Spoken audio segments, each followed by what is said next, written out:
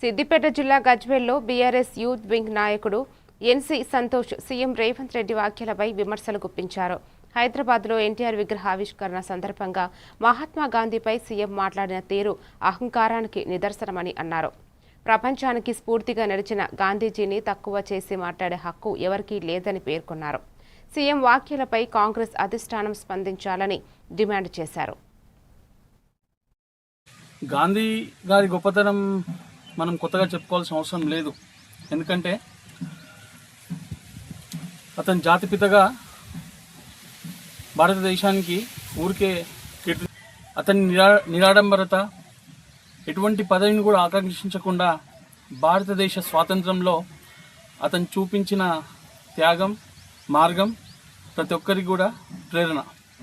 అందుకే ఈరోజు 100కు పైగా దేశాల్లో గాంధీ విగ్రహాలు ప్రజలందరినీ ఐకమత్యం చేయడంలో నిజంగా ఎన్నో ఉద్యమాలు,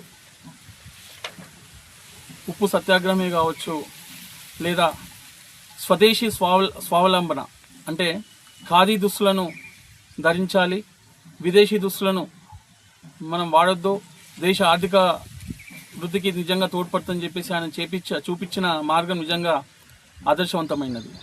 ఇలా నిన్నటి ఆయన ప్రసంగాన్ని చూస్తే త్వరలో గాంధీ భవన్ని సిబిఎన్ భవన్గా మార్చే ప్రయత్నం ఆయన కొనసాగిస్తున్నట్టు అర్థమవుతుంది. కాంగ్రెస్ కార్యకర్తలందరూ కూడా ఒకసారి ఆలోచించుకోవాలి. పార్టీ యొక్క ఆవిర్భావం ఏంది, ఇప్పుడు పార్టీ ప్రస్తుతం చంద్రబాబుపై చేసిన వ్యాఖ్యలు మనందరూ కూడా గుర్తుంచుకోవాలి. మళ్ళీ దీనికి రేవంత్ రెడ్డి గారు ఏం సమాధానం చెప్తారు? అదే స్టేజ్పై చంద్రబాబు నాయుడు గురించి గొప్పగా చెప్పిన రేవంత్ రెడ్డి గారు ఎన్టీఆర్ గారు చేసిన వ్యాఖ్యలపై ఏ విధంగా వివరణ ఇస్తారు?